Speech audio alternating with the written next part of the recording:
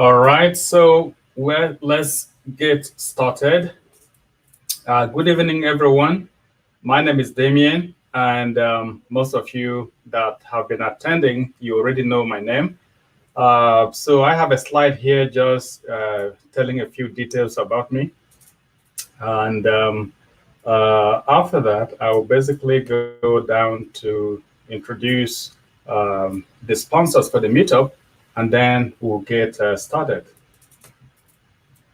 So basically, the meetup is sponsored by cloud technology experts. Let me bring up the screen.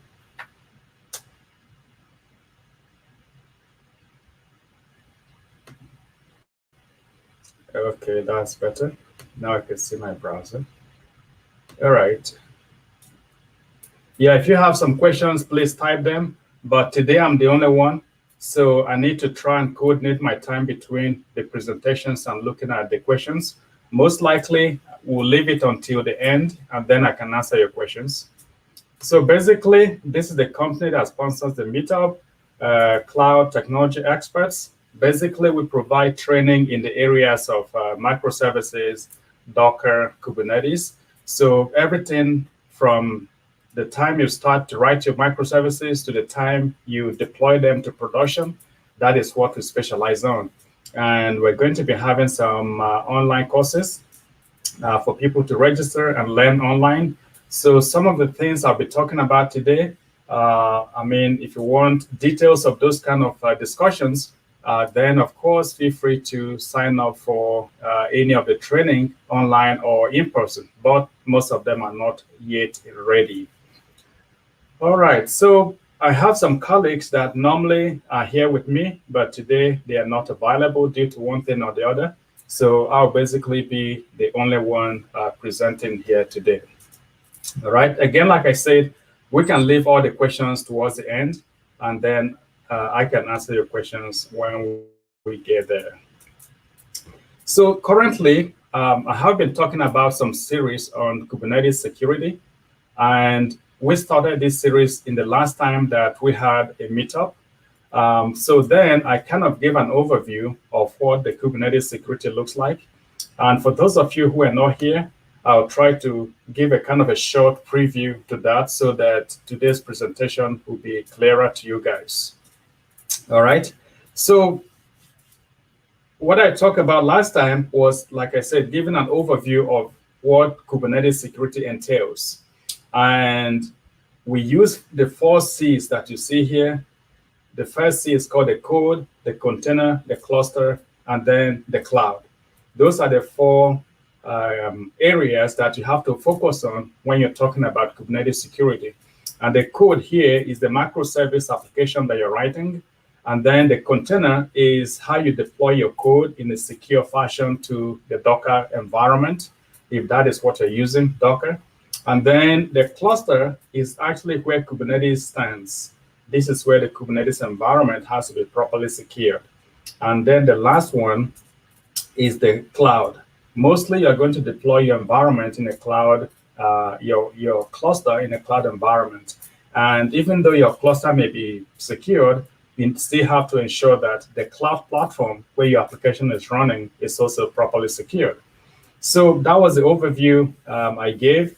The meetup was recorded, so if you want to learn more about it, you can watch the video. Today, I'm going to talk on the cluster authentication. So this is where we are today, this area here that we're going to talk about today. And the presentation itself is not going to be very long, but enough to for you to understand issues with Kubernetes authentication, especially when you're moving to the cloud environment or to the production environment. Okay, so when people start using Kubernetes, often they will start by using something called MiniCube. Okay, and I don't know how many of you are familiar with MiniCube, because sometimes when we have these meetups, some people are completely new to Kubernetes. They have not used it before. But most often, people start learning Kubernetes by going through or by using a MiniCube. And if you wanted to use MiniCube, I have a link here for you. You can take a look at it afterwards.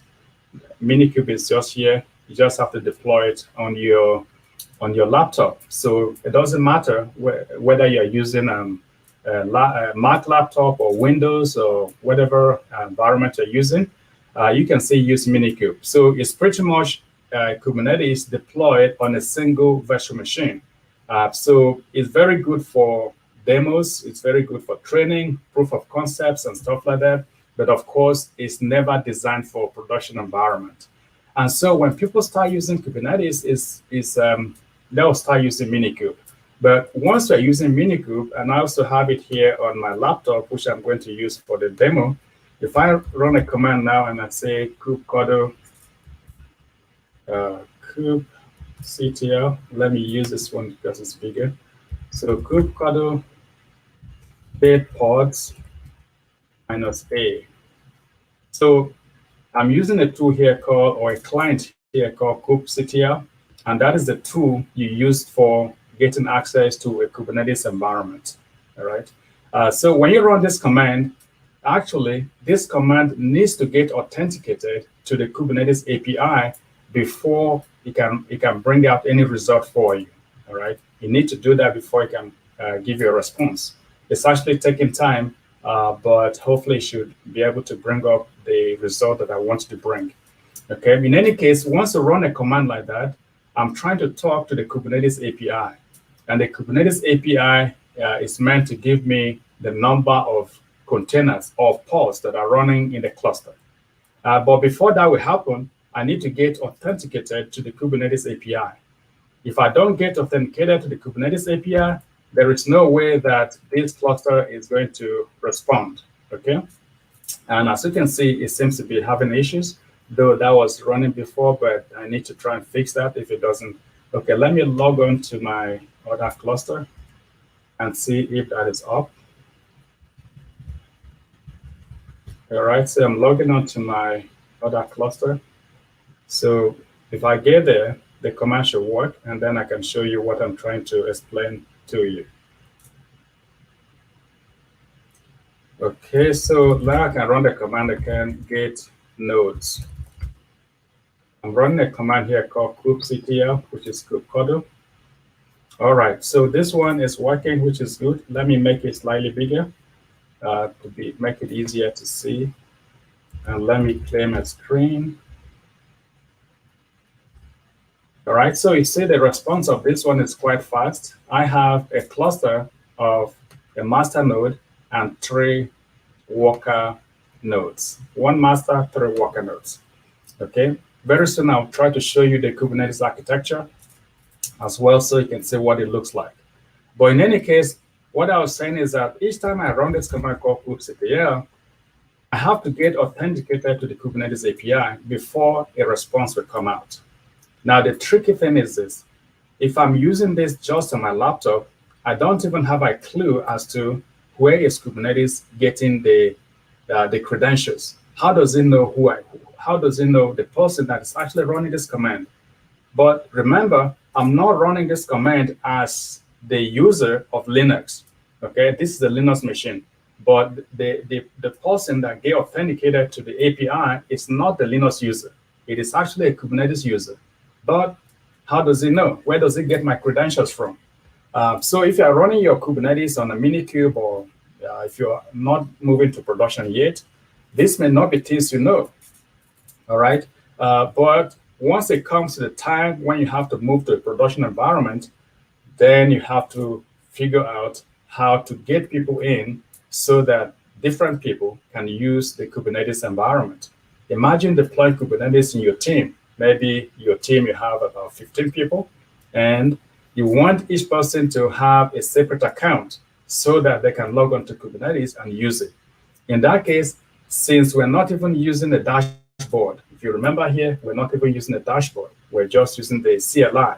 So how do you ensure that you can bring in people from your team individually and let individuals all use their unique ID? So that is what we're going to be talking about tonight, which is mainly about authentication to Kubernetes environment. There are 2 things here. We have the authentication and we have the authorization, all right? But I'll talk mainly about authentication today. Authentication is about how do you get people in, all right? It's like you are going to someone's house. So the first thing is to open the door.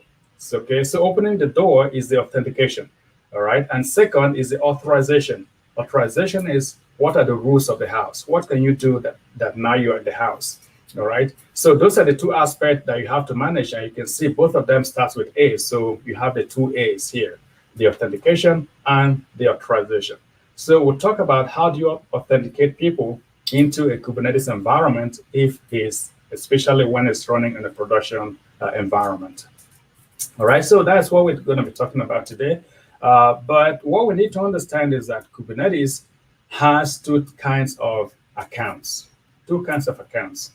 One is called the service account, and I can do here kubectl get service account.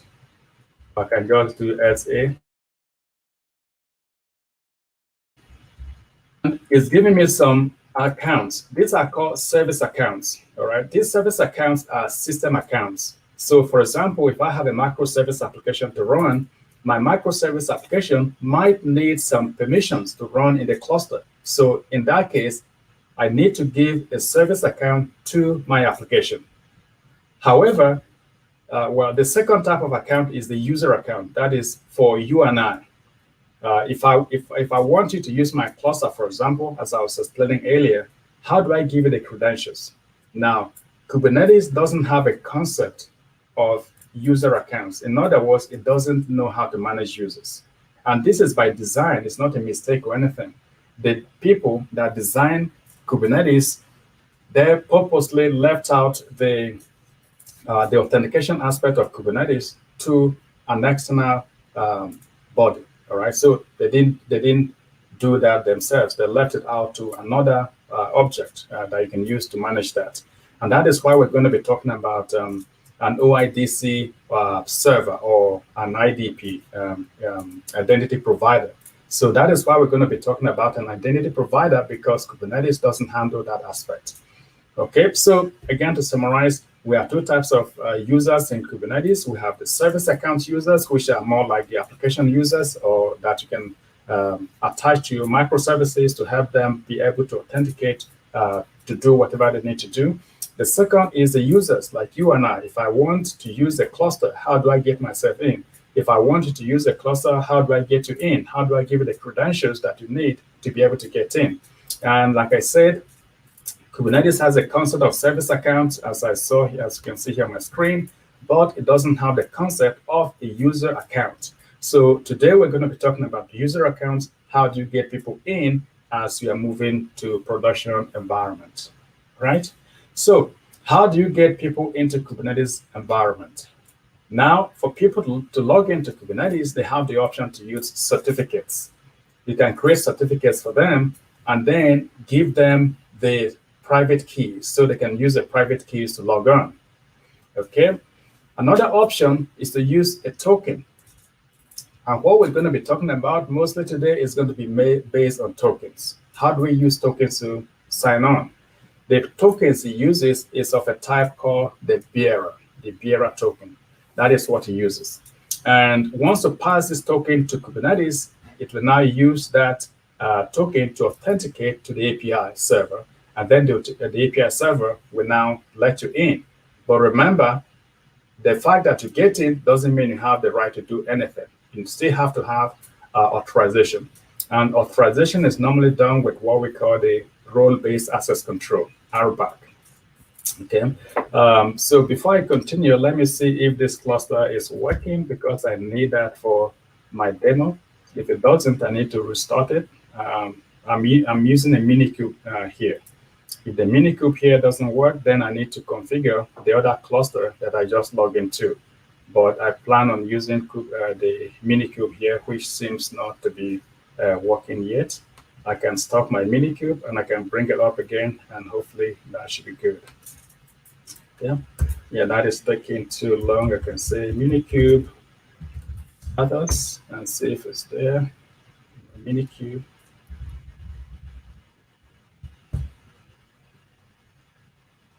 So I may just have to stop it and then bring it up again. And that when I'm talking.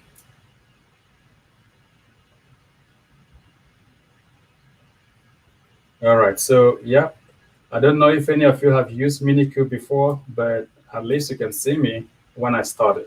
And then if you want to play with it later on, you can go ahead and start to play with it.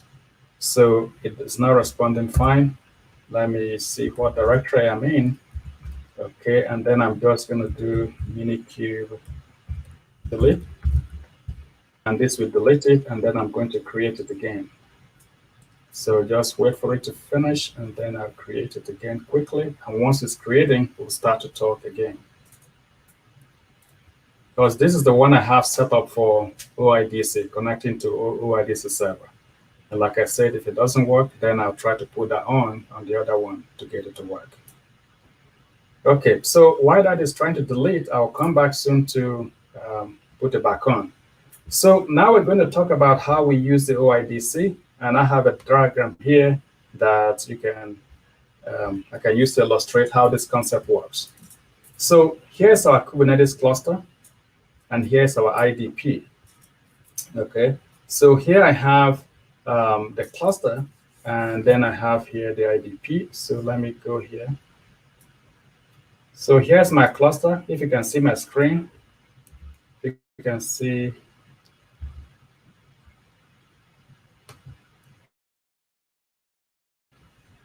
Okay, if you can see my screen, I'm right here. So I have the cluster here. Try to draw. Okay.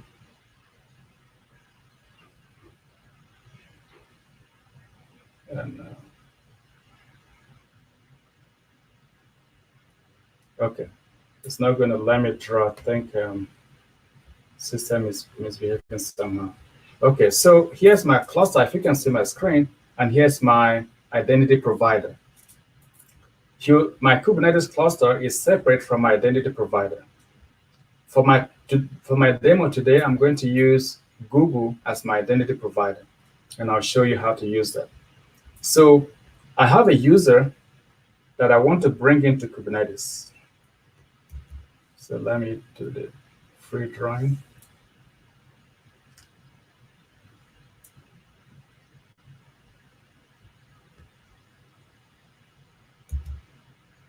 All right, this is not working.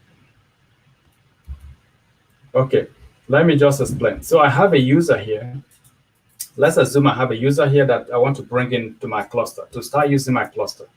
All right, but ideally, that user should log into Kubernetes cluster before it can start to use a cluster. But because this cluster doesn't have a way to manage the users, I'm going to manage the users here in my identity provider. So the first step is that the user has to log on to my IDP, my identity provider, and then he will get a token required for him to log on to my cluster. But before that happens, I need to configure my cluster to trust the IDP. So my cluster here has to get connected to my IDP. I need to pass certain credentials for the IDP on my cluster. And I'll show you how to do that as well when I do the demo. Okay, so I need to pass those credentials to my cluster, and then my cluster will start to trust the IDP to say that any user that comes from this IDP, the cluster is going to let the person log in. That is the configuration which I need to do. All right. It's like the analogy is actually like, you can use the analogy of how you travel. So let's say this is United States, and let's say this is a country in Europe. Okay, let's say England. All right. So you can say that for you to go to England, they need to check your passport. Okay, but for them to check your passport, they have to UK have to first recognize United States as a sovereign country. So your IDP here is the one that is going to issue you the passport. That is your token. And because this cluster, like England, trusts the identity provider, in this case, United States, that is giving you the passport. So anytime you come to the border of England. England can say, okay, I trust your passport, and they'll just check the credentials and let you in. They don't necessarily have to call America to verify. They already have the information required to verify, so they can do that. So the way that OIDC works here is very, very similar to that. So here we have the cluster that trusts the IDP. You log on to IDP, you get your token, then you use your token to connect to your Kubernetes environment, and then after that you can do what you need to do here. But remember, I'm always emphasizing one thing: there's authentication and there's authorization. The fact that you can come in here, you can log in, and the fact that Kubernetes take you in, accept that your ID is correct, doesn't mean you can actually do anything. That is the second step that the administrator has to do. The administrator has to still give you the permission to do what you need to do. And that is on the section of, RBAC, role-based access control. All right, so that is the process. That is how the process works.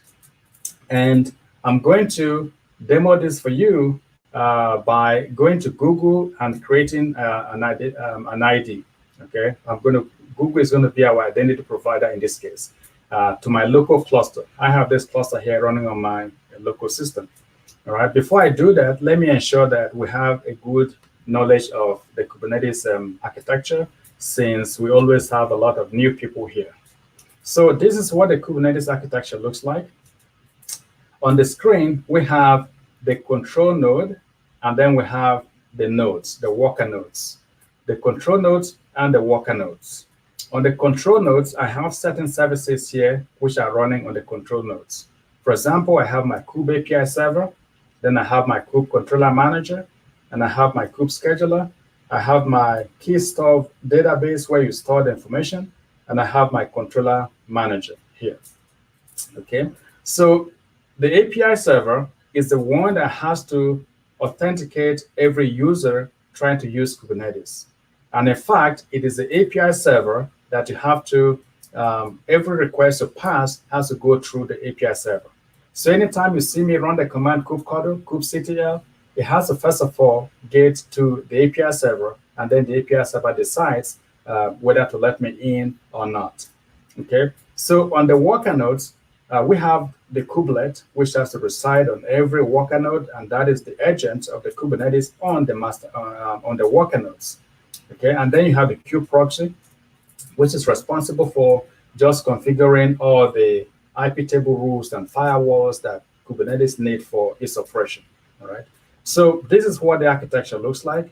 On my cluster, the one I showed you earlier, I have a cluster of 3 worker nodes and 1 master node. This is the master node, and these are the worker nodes. Okay. So what I'm going to do now is I'm going to start my cluster. Since my cluster, I've deleted it, so I'm going to start another one before I start to go and do the demo. I already have the script to start it. So let me see which of the scripts. So cat, script 2, cat. Okay, it's going to be this one here. So I'm going to run this one. So basically, this command is going to bring up my MiniCube and connect it to my OIDC. So it's going to be doing that, but we don't have to wait for it. So let me show you the demo that I wanted to show you. So hopefully the explanation is clear as to what we're trying to achieve here. And like I said, I'm going to make Google to be my identity provider. So it means that you need to have an account on Google Cloud. I have an account on Google Cloud, as you can see here, and under this service, APIs and services, I have credentials. So I'm going to create a credential, all right? That credential is going to be of a type OIDC. So I already set it up here. I created this one. That is the one I'm going to be using. So I don't have to create a new one. I'll show you how to create it, but I don't have to create a new one.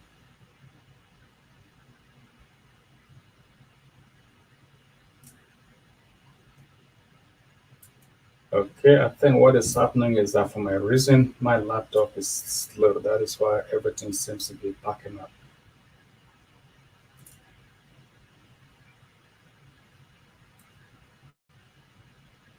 Okay, I think I know what to do.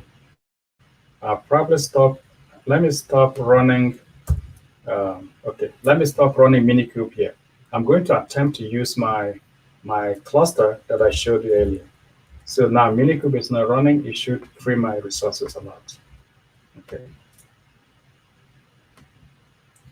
All right. So here is my Google account, like I said, and we need to create. We already create this credential that you see here for my Kubernetes environment. So if you want to create a new one, just click on Create Credentials, then click on OIDP Client. So you're going to create the OIDP client, and then you give it a name, or tell it the type and give it a name. So there are different types here. This is the one I use, web app, and I can give it any name I want. I can just say Kubernetes cluster. Okay, cluster. So I can say create. So once I create this, it's going to give me some credentials. So here it's giving me these credentials. I will use the one I have already, but let me just copy those and save them. So I'm going to copy those credentials and save them. I can even store them here. Let me just store them here on the cluster that I'm going to be using. So let me make a directory, meetup. Let me go to meetup. And let me say Vim credentials. Okay, so in the credentials here, I'm going to paste that. And then I'm going to go back. And then I'm going to also paste the second one. This is the second one. So the first one is the client ID and then the client secret.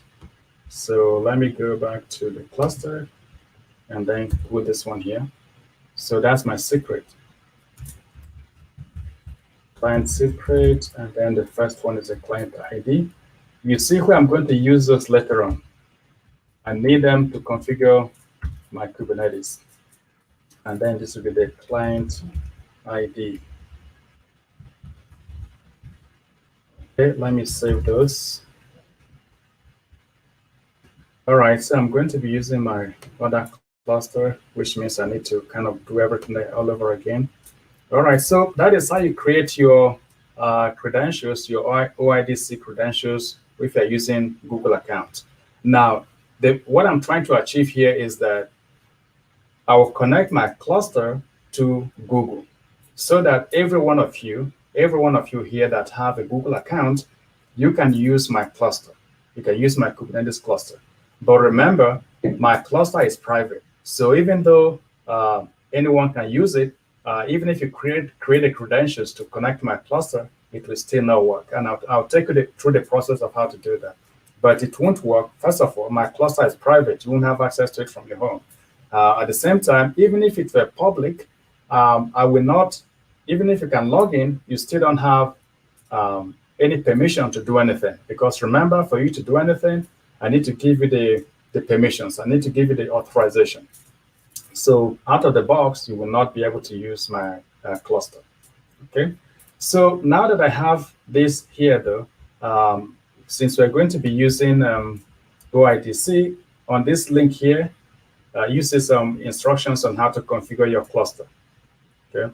So there's OIDC helper here. So I'm going to connect my cluster now to this Google ID. So I'm going to go to my cluster here. On the cluster here, I am using something called KubeADM. I use KubeADM to deploy my cluster. So if I want my Kubernetes cluster to start using Google IDP, I need to configure my cluster to use it. All right, I need to tell my cluster to use it. So I need to go to where the credentials for my cluster are stored.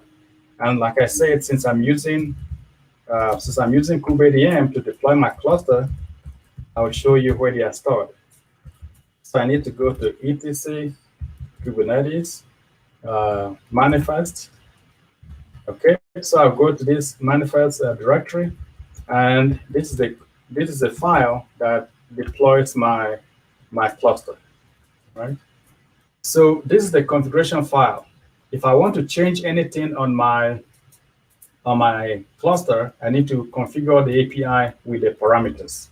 So basically, I'm going to add these lines, okay? But I'm going to delete them since I already copied them from there. Okay. So I'm going to paste them here, those credentials, and then I'm just going to configure them for my cluster. I'm going to say, let my cluster start using the OIDC, which I just created.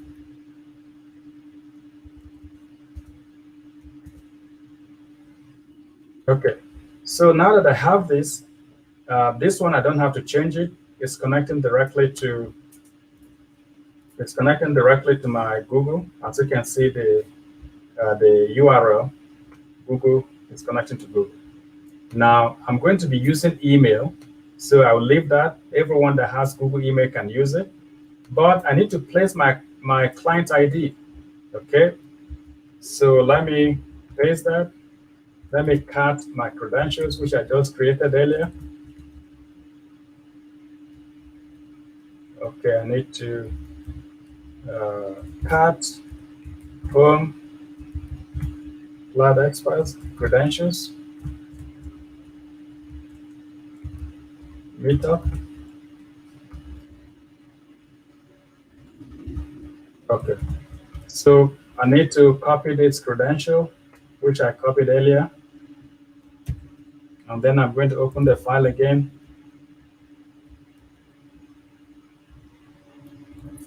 I'm not sure what is bringing down noise. Sorry about that.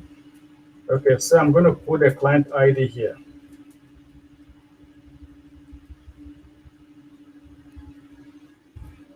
All right, so now I have my client ID.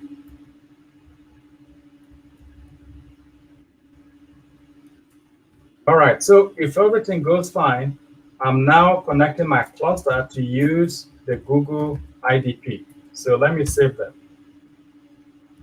And let me come out of here. I'm going to test if my cluster is working. Okay, normally it's going to restart. So you see my Cookbook is no longer working, but it's going to restart. As it restarts, it will try to connect to the IDP. So if the IDP is fine, eventually it will start working. But if I made some mistake, okay, so it seems everything is fine. So it looks like I can connect now to my client. It shows that I can connect, but I'm not using anything from IDP yet. I'm not using anything from there at the moment, all right? So for me to use anything from my from the cluster, I have to do the necessary steps, and that's what I'm going to take you through. All right, so far in the demo, what I've done so far is I created an IDP credentials. Then I use those credentials inside my Kubernetes cluster to connect to my IDP. So now we can say that my cluster is trusting Google IDP, so that when a user comes in with email address from Google, that my cluster will accept that user. Okay, so that's first step. We've done that. The second step now is how do we actually add a user to, how do we add a user to this cluster environment? Okay, so to do that, we have to use the tool I showed you earlier, and this tool is the OIDC helper.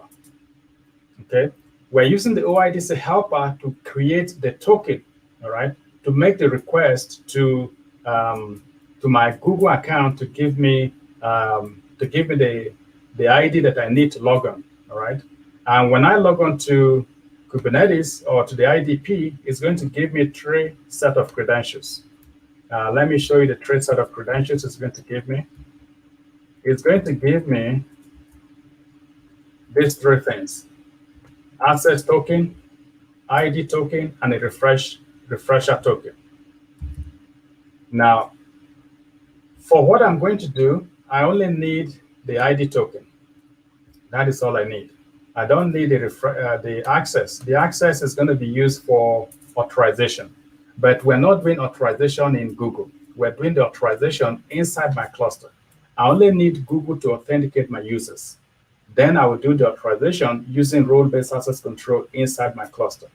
But these are the things that the IDP will give. Remember when I talk about the passport, these are the passport that this is the passport that IDP is giving to any user that needs to use my Kubernetes environment.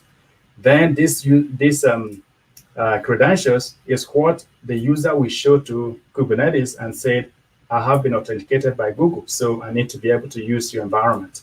Again, that doesn't mean that you can the person can use the environment, because first I have to make sure that it has the right role-based access control credentials. Okay. So second step, let's get a user log on to my IDP. To do that, everything is described in this link I just showed you using the OIDC helper, Kubernetes OIDC helper. So you need to install this script. I already installed this. And look at it this way. I am here in my laptop. My cluster is running on another node. Okay. So I need to do this configuration on my laptop. I need to do this configuration on my laptop for me to be able to connect to the Kubernetes cluster that I'm trying to connect to. All right, so let's do that. I'm going to do this inside my laptop. Remember, for my lab setup, this is my cluster. You can see here, you can see the green here. I'm outside of my laptop. I'm on another node. But for me to connect as a client, I need to do that inside my laptop here. Okay, so let's get me into the Kubernetes or the Google IDP. So to do that, I already have this one here. Let me cut script 2. Okay, let me open script 2. All right, so here I have OIDC helper. I need my client ID, the one I just configured on my cluster. If I wanted to use the old one, which I had running earlier, I could use that one. But since I'm using the new one, I need to put those credentials here. Okay, so I'm going to configure this to use the new credentials. So let me come here and then cut credentials. So I need to copy this first one here. When I finish, I'm going to record this in a better way. So if you wanted to learn from it later on, you can learn from it. I'm going to try and create a recording on it and a blog. So I'll send you the link when I'm done. So I need to put the ID here. And then I need to go back and copy this one here. Oops. Copy the client secret. And then I'll come here and I'll paste the client secret here. Just replacing what I had earlier. Okay, so I got that. So I'm going to run this script. When I run this, you see what will happen. It will try to take me to Google to log me in to my account. And that is to show that I have to, first of all, verify that I'm the user that is trying to use connect to my account. So I'm going to do script. I'm going to run that.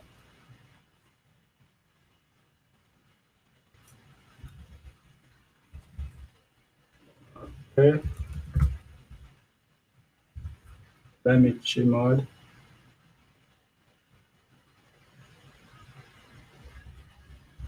OIDC. It's saying that it's not finding my OIDC helper. This was installed yesterday, so let me see what is happening.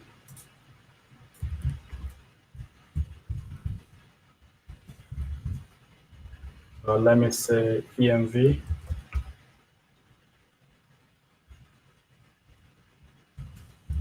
OIDC. Okay. So what is happening is that OIDC is not here, but it's because it's probably not in my path. Okay, this one.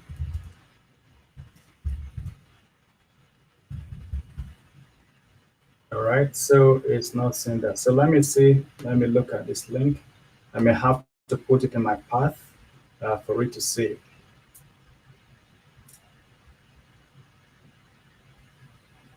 Okay, let me see. Maybe I try to install it again, but it should be already installed. If you are doing this for yourself, you have to install it anyway, but I already had it installed, but maybe it's not set. OIDC.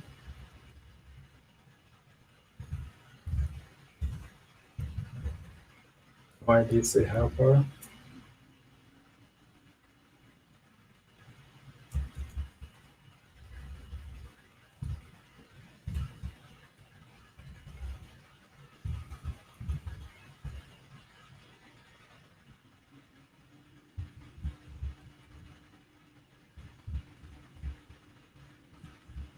Okay, yeah, this is not installed. So let me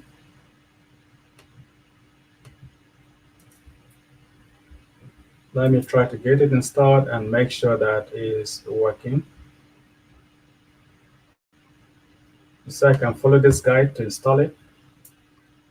Let's do that quickly.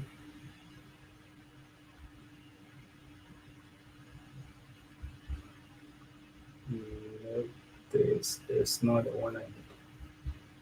Let me see. Maybe it's going to be on this one. Okay, it's on this. I set it up on this shell yesterday, so I should be able to do it on this shell. All right, so let me do now. Let me clear the screen. Let me increase a little bit so you can see better. Okay, so I'm going to do script 2. All right, so see what happened? Now it's running here, but on my other screen, it's trying to connect to Google. So I'm going to bring that screen for you to see. When I run that script, it's now trying to connect me to Google. Now you see what will happen. I'm going to log on as this user. All right. So when I log in as this user, it's now giving me a code to copy. So I'm going to copy that code. Then I'm going to come here and paste it. You see, when I run the script, it said, enter the code Google gave you. So I'm going to paste that code, and then I'm going to enter. Okay, very good. So when I enter the code, it's now giving me a user. We can ignore this ones here because I'm going to merge this with what I have already. But what I need is from here. It's telling me my user there, the username is there. It's giving me a lot of other credentials. But if you look here, oops. I need to copy that. Let me copy that first before I mess it up. I need to copy everything from there here. Okay, this I need. So you can see the client ID is there. That's the one I put earlier. I don't have to worry about that. But this is the one you need, the ID token. This is the one that I'm going to use to connect to Google. Okay, sorry, to my Kubernetes environment. All right. Then I also have something here called the refresher token. I have the refresher token. This refresher token is going to help to refresh my token anytime it expires. Because one thing you have to notice here is that your token cannot be revoked. This token can be permanent. And as a result of that, Kubernetes makes it so that you can renew it every now and then. So if your token doesn't last for long, it has to be renewed, refreshed every now and then. And that is what the refresher token is going to be doing. So now I have my token and I have my refresher token, but also I have all the information I need to connect to this environment.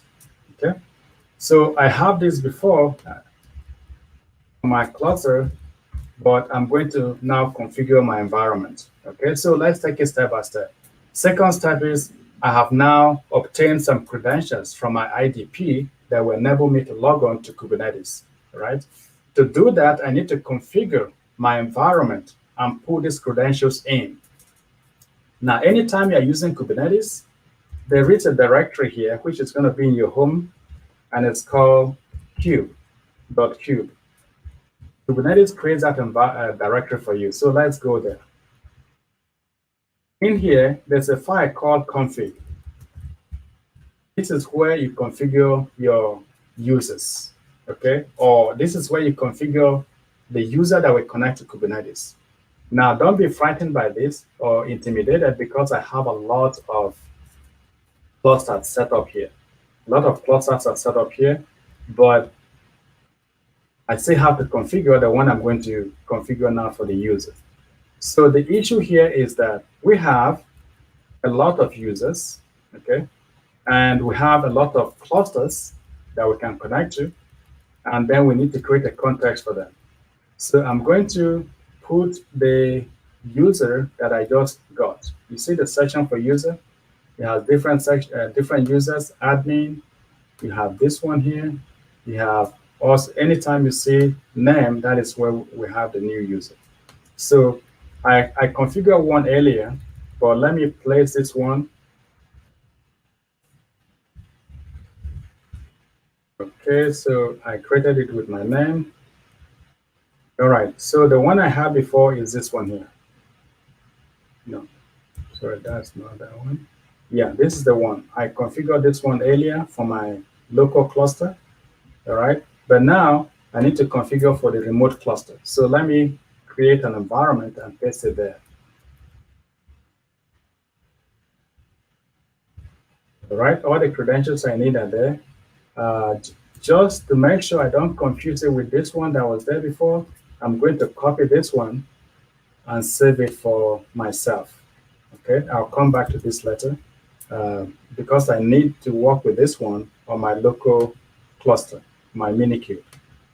And who knows, I may still have to go down back to use it. If what I'm doing doesn't work well, I may still have to go back to try and use this. Okay, so let me paste that there and save it for myself to use later on. Now that I have that, that was a mistake. Now that I have that, let me delete it. Let me delete it so it doesn't mess up with what I'm trying to do, since the email are the same. The email addresses are the same. Or guess what? Let me just change the name. If I just change the name, I think it will be good. Let me just change the username here to my name and put cloud experts, just something like that. So now it does, hopefully it won't conflict with them. So now this is the user I'm going to use. Okay. All right, so this is another very important aspect of Kubernetes we're learning when it comes to managing those users. I have this config file, which I need to put the information. Once I put this information, I need to configure my Kubernetes to talk to the cluster that I have here. Remember, this cluster is on another node. Okay, so there's a command called kubectl config view. If I put config view, it will tell me all the information about the users that are on that cluster.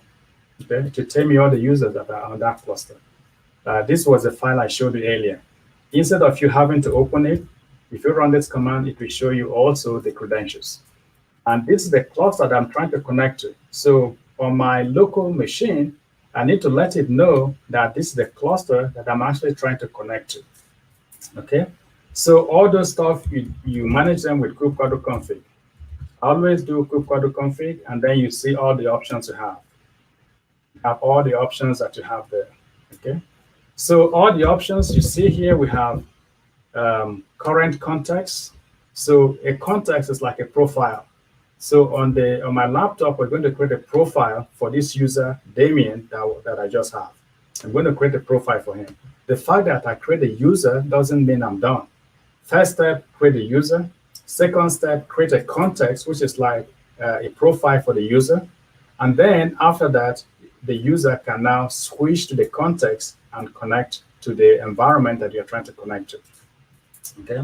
So here, if I say kubectl on my laptop, I have kubectl installed too. So if I say kubectl config view, I'll still see all the information that I showed you earlier, but earlier I had to open the file.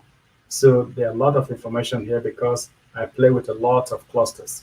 If you are doing this, you may just see very tiny information because you simply don't have enough that I have. But look at, there's a session here for the cluster. There's a session here for the cluster. So I need to create a cluster session for my Kubernetes running on that node. Okay. So let's see how I can do that. Once I have that, I can create a context for this user that I'm trying to get into my cluster. So Kubernetes.config, and then you see all the options. We have something here called set cluster. Sets a cluster entry in Kubernetes config. Okay, so let's see if we can use that. Kubernetes config set cluster.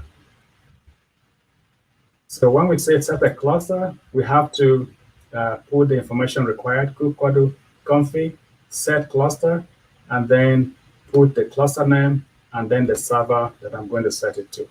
So let's use this one and modify it.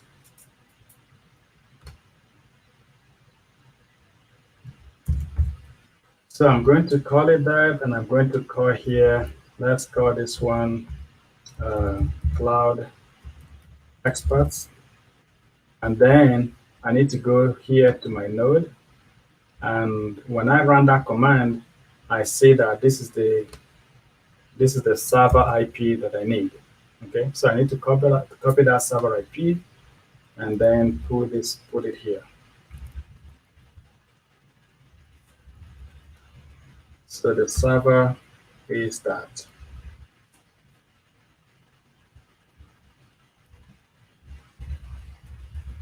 Okay. All right. So it said the cluster has been set.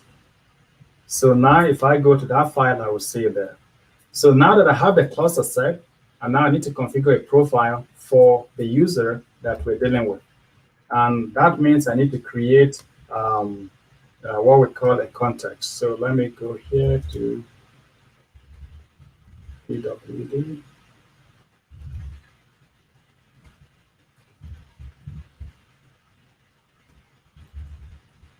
So I need to go to this directory here.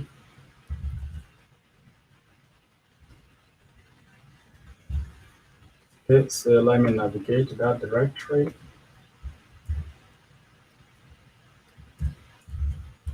All right, so I'm there, and now I need to do add context, create context. So now I put a command here just to make it easier.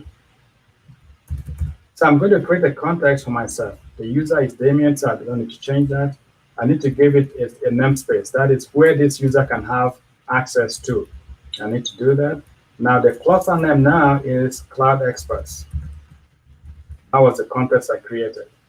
Okay, and the context I can also call it. Let me just call it remote cluster. Okay, Kubernetes config set context remote cluster. Give it the cluster name, which I just configured. Give it a namespace, which you need to use, and then give it the user that you're creating the context for.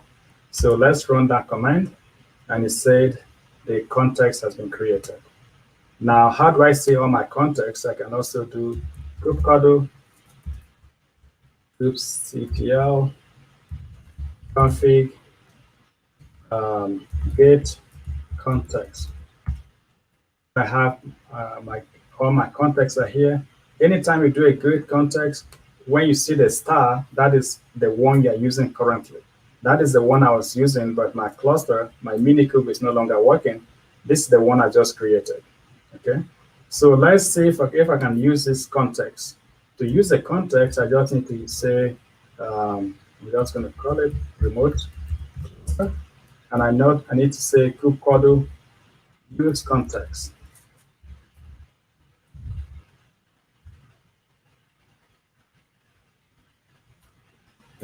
Okay, remote cluster is remote cluster. Kubectl config, kubectl get use context. Okay, so now it switched to that. So if I say get context again, It's now showing me that I'm on my remote cluster. So essentially what I've done now is that anytime I run a command now, Cookbook get pods, for example, it's meant to go to my remote cluster and work. But it said unable to connect to the server, certificate signed by unknown authority. Okay, so it's not able to connect to my remote cluster yet. Okay, I think the server, the way I set up the server, is probably not working correctly. Okay, but if that were correct, I will still not be able to connect because I don't have the role-based access control configured yet. I don't have that configured yet. Okay, so I could try to fix that, but while I'm fixing that, I could also try to start my remote cluster. You know, the one I was trying to do earlier. I could also try to start that because if that works, it's going to be a lot easier for me to connect to it here on my local system. But the problem was that it was taking too long to start and it was consuming my resources. But in any case, let me see if I can start it again. Now you understand the process though. I'll go through the process again, but we've been able to create an IDP account, and then we were able to create a user, and then we added a user by setting up a user credentials that was given to us. Then I created a context for the user. Now, if I switch the context, the user can now connect the cluster, though I still have to give the user the permissions, the role-based access control that will allow him to connect. So that is the bit that I'm going to do next. But for me to do that, let me try to create my my cluster. Let me try to create my my MiniCube. So let's wait for MiniCube because this already have everything configured and it should make life a lot easier. While that is happening, let's go through this workflow that will at least make things a lot clearer to you. Okay, so this is the whole process I'm trying to explain. When you're connecting to OIDP, this is what the process looks like. On this diagram here,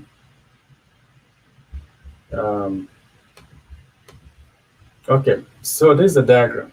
Sorry about the heading. This is the wrong heading. It's not the architecture. All right, so here we have a user that wants to use Kubernetes. Then we have the identity provider. Then we have Cookbook, the command you've been seeing me use. And then we have the Kubernetes API server, the one that we're going to connect to. That is actually our cluster.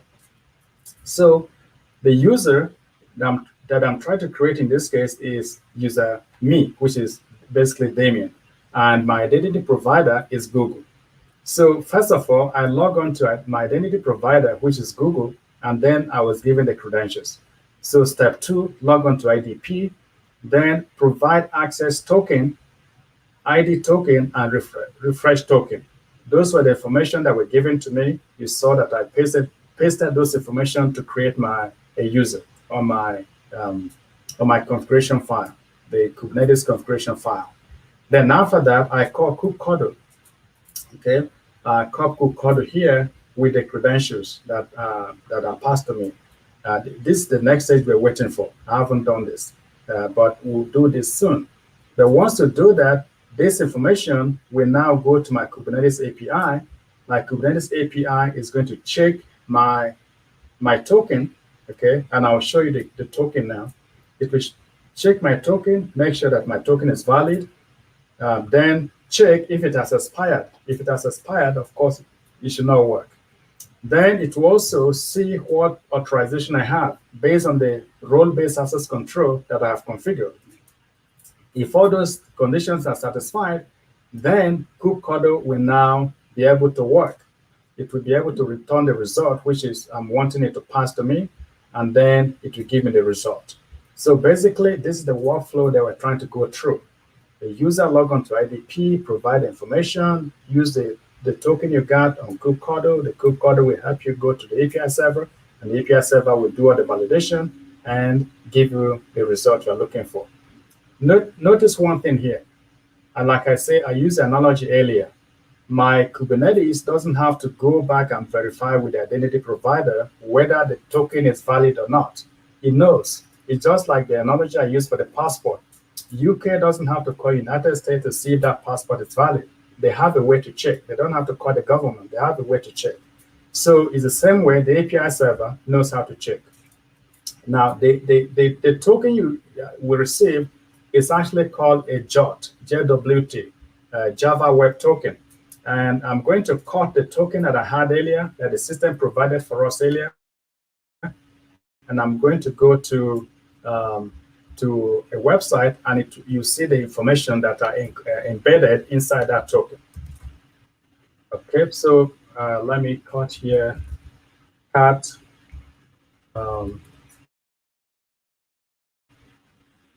Let me go open up .cube and then config. Okay, if I open this and I check for Damien at Gmail. Okay, so here, this is that token. You can see this is a long token. I'm going to copy the whole of that. Then we're going to go to this website here called jwt.io,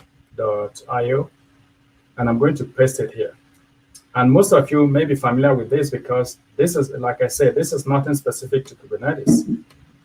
This is kind of like industry standard on how these things are done. So I'm going to paste my token here. Oops, I did it twice. When I paste my token here, it's giving me the decoded information. In the decoded information, it knows that this is connecting to the identity service provider with that link. If I go down here, it knows my name. Look at my name, it knows that's my name. It knows that's my last name. It knows this is my email. So all those information are encoded here. So Kubernetes knows how to verify them. It knows how to verify a JWT token, JWT, Java Web Token. So it doesn't have to go back to Google to verify. If the certificate expires, it knows because expiry date is also here. So basically, this information that is needed to connect to the API server is all encoded in this code in this token that we're given. All right. So now let's see if my cluster is up and running. Okay, it's not working yet. All right, we can wait for it to finish. But in essence, though, pretty much, I hope the process is clear. I'm going to summarize again. What we need now is to have a cluster running so that I can run this command, and you see that it will let me run it. Okay, so let's go through again the steps on how to connect to your identity provider. So on the Google Identity Provider, these were the steps I did. Create a Google OAuth client secret. You saw me, I created this on my account, the first thing I did. Then you configure your Kubernetes API to connect to the Google OIDC. I also did that. Then create an RBAC. This is the next step we're waiting for. For me to create that, I need to have my cluster up and running, though I have the files here already. I already have the files created here. So if you look here, I already have my cluster role.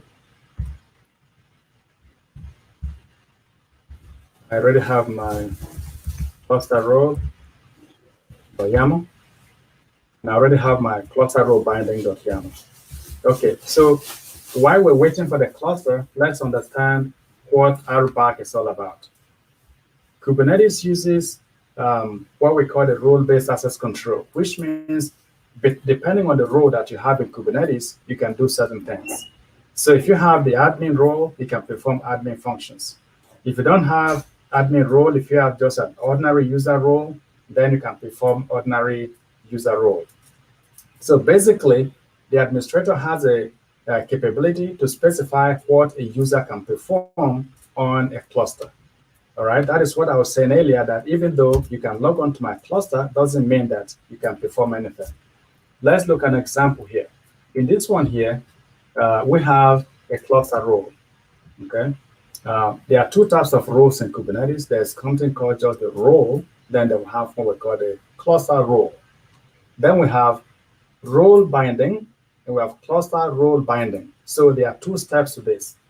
I need to create a role, then I need to create a user, then I need to create a role binding, then use the role binding as the name indicates to bind the user to the role. It's like the role binding assigns the user to the role. But first you create the user, then you create a role, then you create a cluster role binding to bind the user to the role. So inside the role, you specify the name for the role and what the user can do. Now, this rule here is very, very open, very, very powerful. I'm basically saying because this person has admin role, he can have access to anything.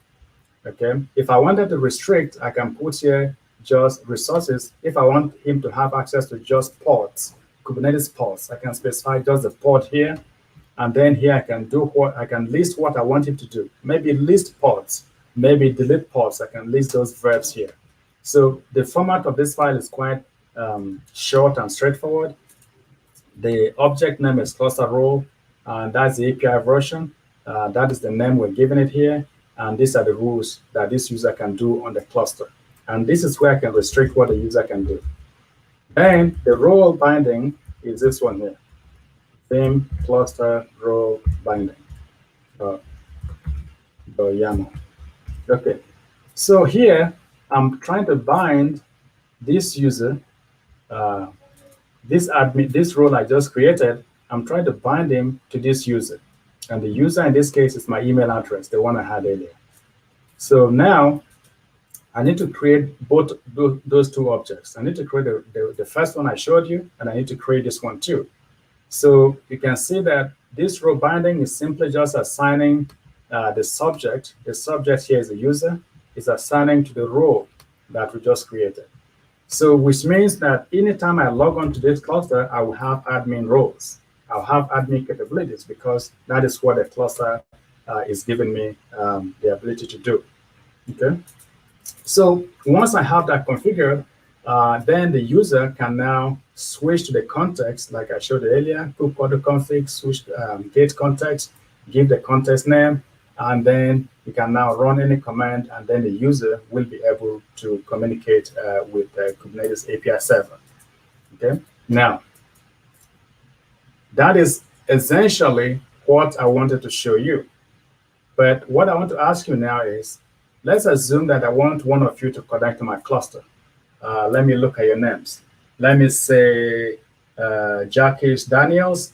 If I wanted Jackie Daniels to connect to my cluster, what do I need to do? If you know the answer, type it on the chat. Now I have my cluster up and running. Assuming it's up and running, I have it connected to my IDP all configured. I have so now I want to bring in a new user. What do I need to do to bring this new user into my account? Let's see if someone can summarize. I wish we can have a discussion, but let's see if someone can summarize it. Otherwise, I'll try to summarize it.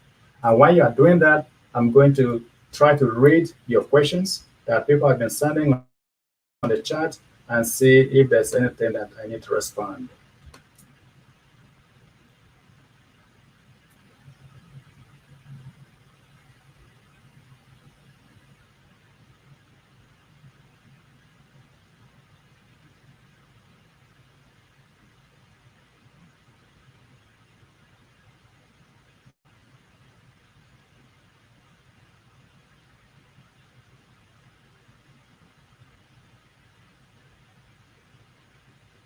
All right, so there are quite a lot of questions from Salim. So I would guess we have to look at that when we finish.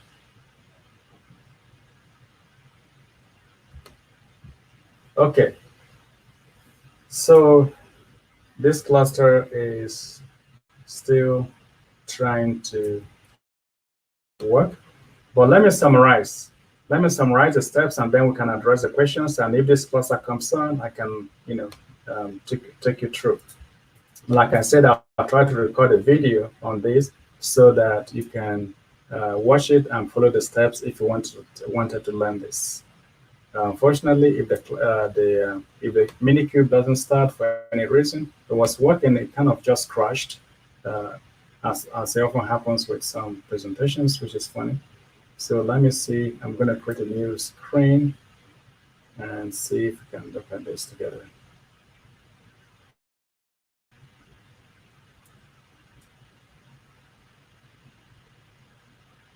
Okay, so now to bring a new user,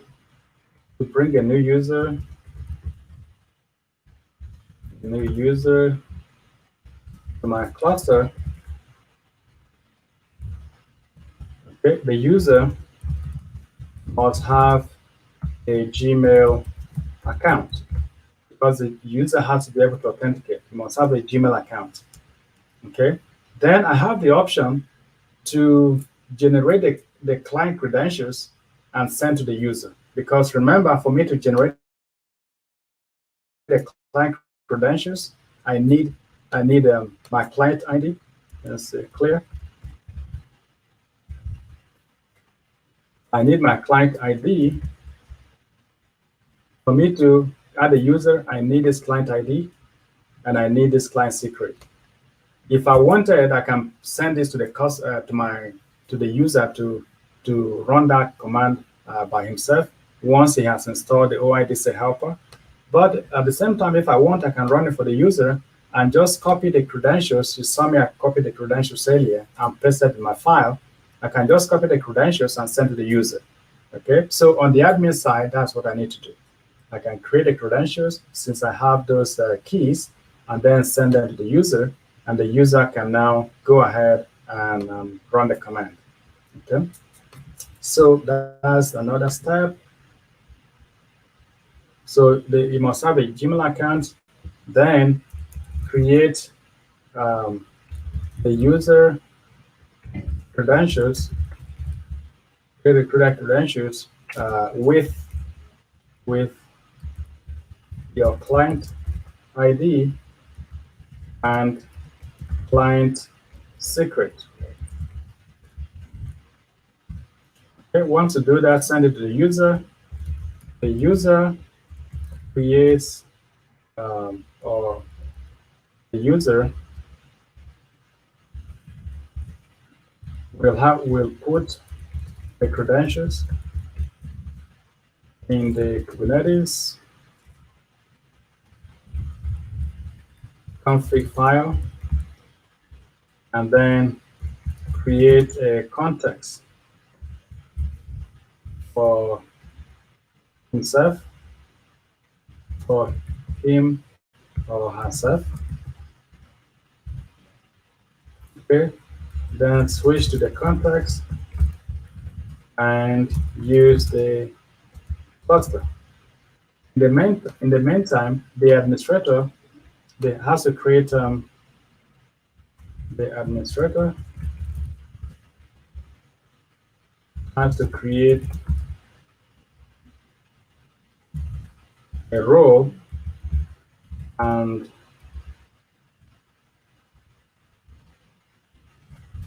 a cluster role for the user. Okay, so let's split it into two. We have the things that the admin have to do. We have the things that the user have to do. Okay, so on the admin side, let's say the admin side, we have to do all this. The user must have a Gmail account. This is something that the administrator, the user have to do. Okay, let's assume that these are all done by the administrator. Let's say that this is going to be done by the user. So the user have to do all that, and the administrator have to do this. Okay, and that's all. So after that, your cluster will be able to work. Administrator also have to work, connect. Let's say create IDP, connect cluster to IDP by putting the credentials in the file as we saw me do earlier. All right, then create the user credentials. Then the administrator has to create a role, and then the user you to send this information to the user. Okay, have the user account, receive credentials, credentials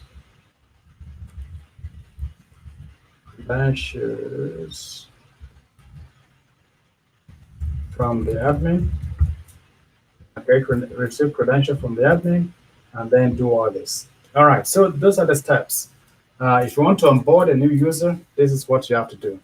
So you see that now by letting another application, another IDP, handle all this aspect of your user management, the Kubernetes cluster can just be concerned with, using doing what it's doing, providing the resources to the users. Yeah, this is still configuring, but anyway, pretty much that is what I wanted to show you in this presentation, just to help you understand authentication and authorization in Kubernetes, especially when you are trying to put it in production.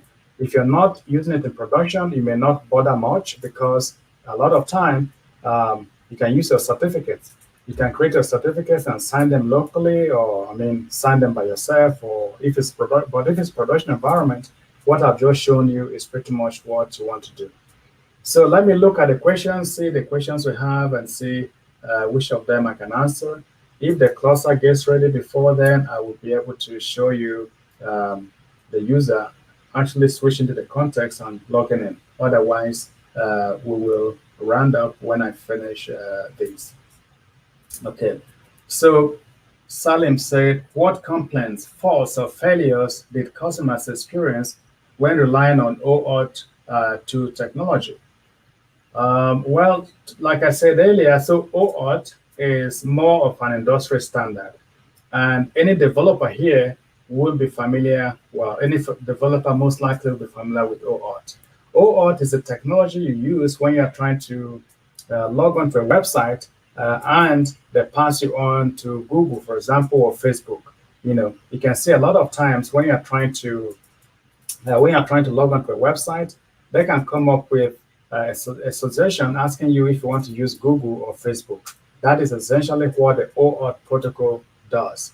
It makes single sign-on to be very smooth, and you can connect to any web application, not just Kubernetes. You can connect to any web application using OAuth. All your microservices can use OAuth to connect. Another thing that is similar to this is called a SAML, okay, SAML. But people will normally use SAML to connect to things like OpenLDAP, okay, or AD, Active Directory. Okay, so I would say this is a very a feature that is industry standard that I guess is really trustworthy that people use. When we talk about OIDC is actually an OAuth. It's just a layer on top of OAuth. What it does is just to provide the authentication, because traditionally OAuth is more concerned with authorization, but they've decided to make it also to authenticate. And that is the reason why they put the OIDC layer on top of that. So complaints and faults or failures the customers experience, I would say it's pretty standard. I don't know of any common issues that people would complain. From the admin perspective, you hand over everything to an identity provider, and you don't have to worry about any of those issues. No troubleshooting, not security aspect, because taking care of the security aspect can be a big one. You want to make sure that that server is properly configured. Okay, so yeah, I don't think there are any common ones that I know. If you don't have a good connection, maybe that could slow things up, slows things down. But usually these things are very fast, so you won't even notice anything. From the admin perspective, even though you are handing out delegating that responsibilities, sometimes you want some power to be able to do things. And in that case, you don't have to hand it over to an external provider. Like in my own case, I handed it over to Google, but I could also set up my own environment. I can use something called Keycloak. Okay, I actually have key cloak set up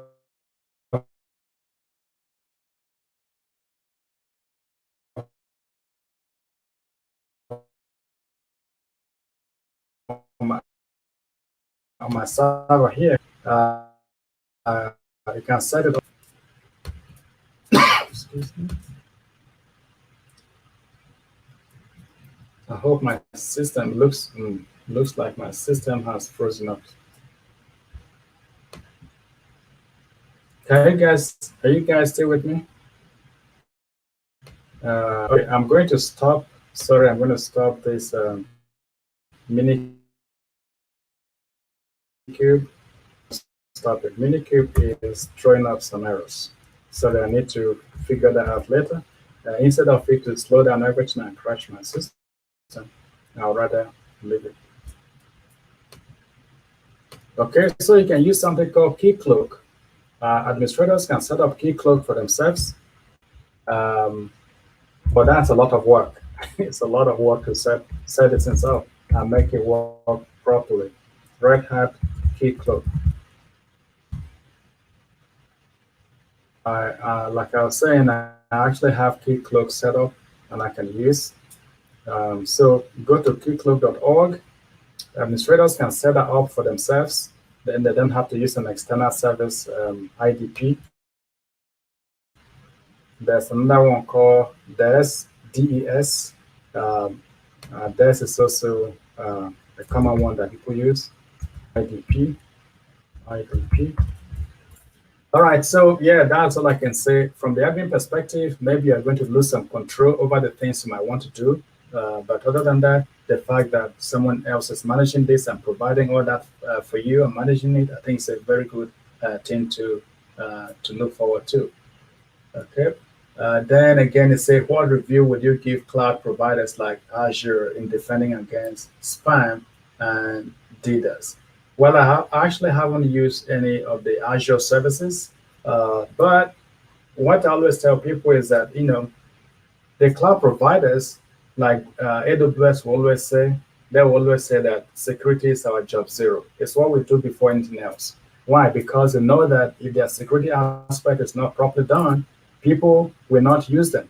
So I know they take these things pretty seriously, but I haven't used it, so I can't give any particular review. How does using Kubernetes and similar container technology affect web scalability cost? Web scalability cost. Well, as far as I know, you cannot use Kubernetes in production, or you cannot use containerized environment in production without a proper orchestrator.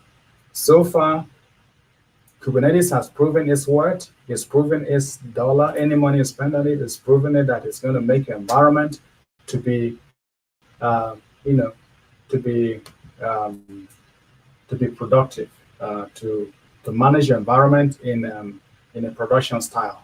So I don't think you can manage a containerized environment without any of the orchestrator. And most of these orchestrators are open source, right?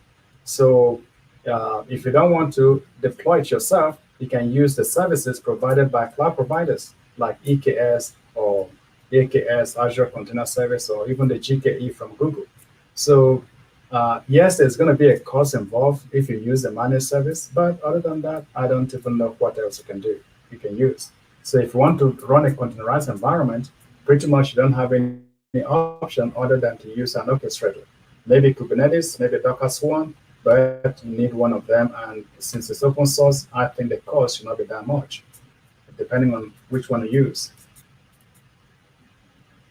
In your experience, what are the biggest challenges in maintaining containers like Kubernetes and cloud-hosted technology? Is Azure challenges in maintaining from admin perspective or from users? I mean, for Kubernetes, people say the learning curve is steep. You need to spend a lot of time to really learn the nitty-gritty of it.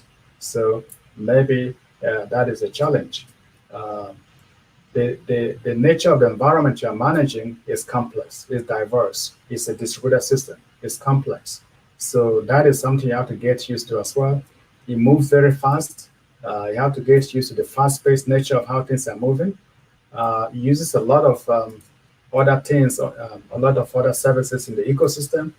So you have to get used to those kind of ecosystems as well. The environment evolves a lot. It moves very, very fast. So you have to get used to that kind of a fast-paced environment. Those are the things I would say are the challenges. In all the cloud meetups I have been, the speakers always advocate the usage of containers like Kubernetes. What would you say? Yep, you need to, like, I think that's the question I answered earlier. You have to use a container orchestrator because containers by themselves won't do the job. Docker alone is not sufficient. You need an orchestrator on top of Docker.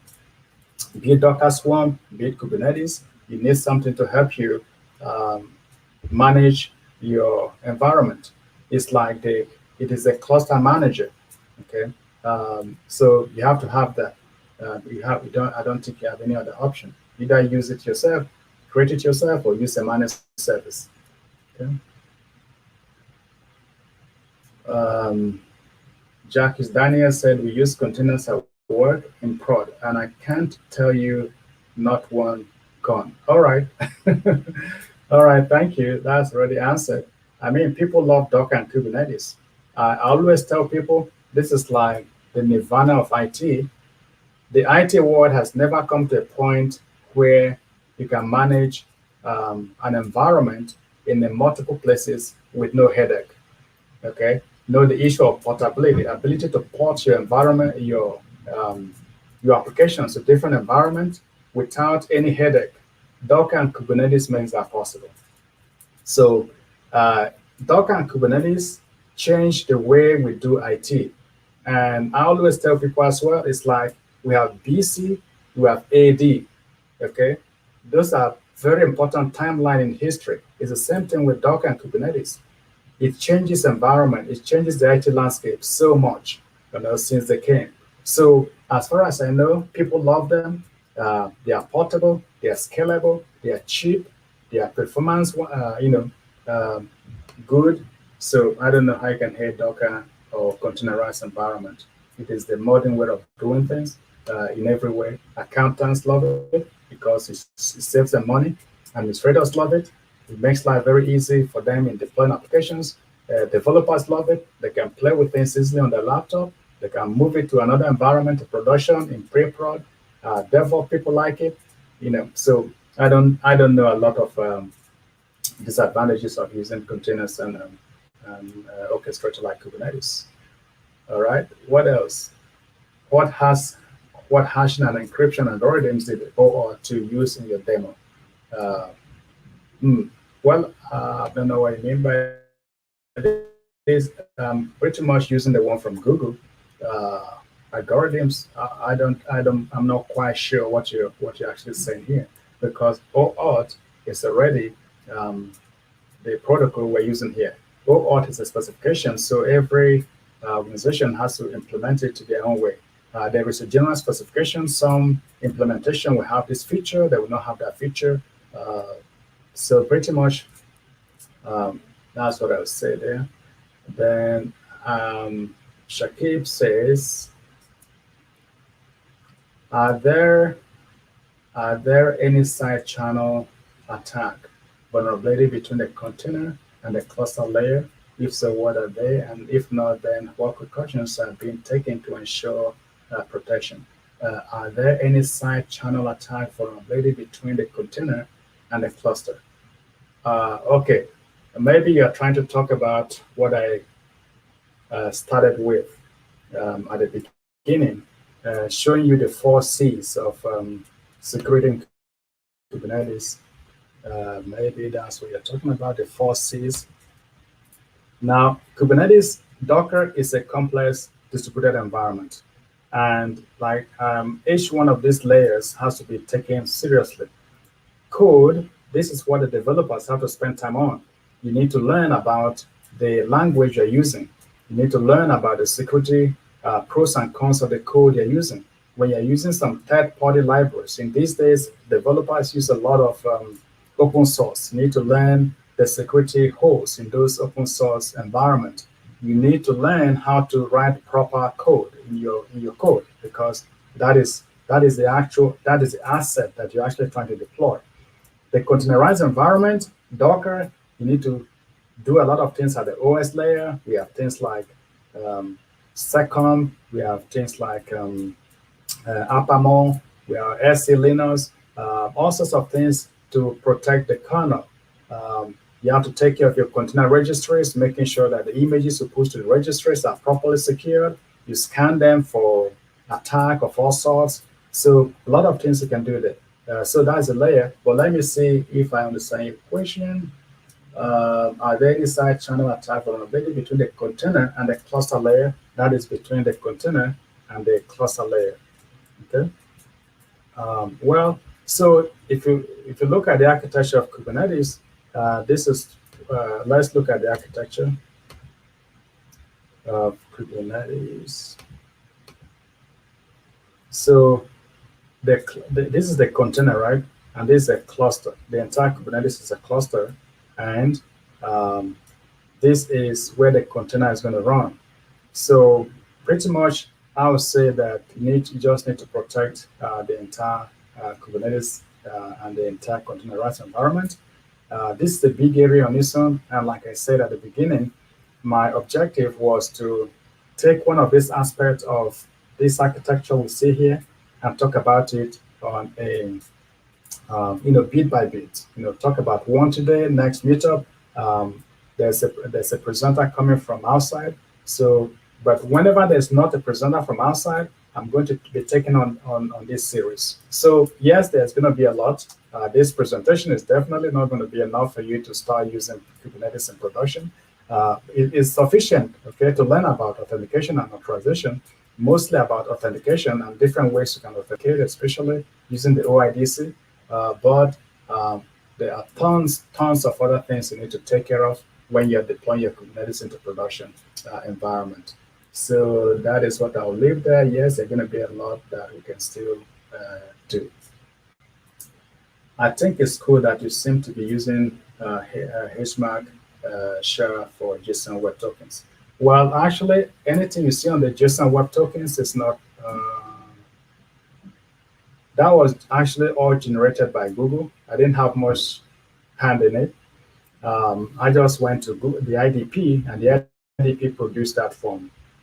But yes, if you like that, that's perfect.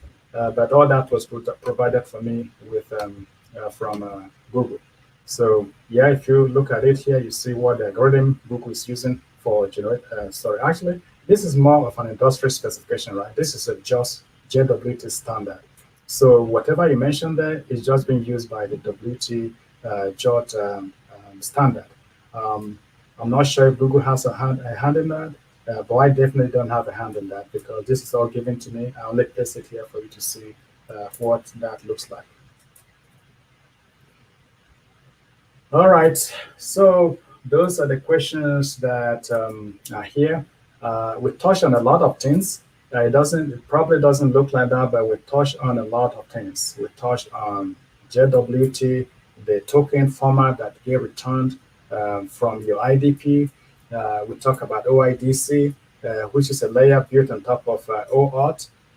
OIDC is just the authentication aspect. And you talk about the token that gets sent to you, but we don't have to use all the tokens. You are given the access token, you are given the refresher, you are given the ID, but we just need the ID and the refresher. If we needed to do authorization within Kubernetes, then we need the access token, but we're not doing the authorization. So if we needed to do the authorization with our OIDP, then we need that, but we're not doing any authorization there. We're doing authorization inside our cluster using role-based access control, using RBAC. Okay, so that is why we don't need all that. We just need the token ID. Okay, so I would say from my side, pretty much that is what I wanted to show you guys. Again, I'm going to record this in a proper way, and then I'll post it. I'll probably document all the steps I did as well. So if someone wants to follow it up, that's fine.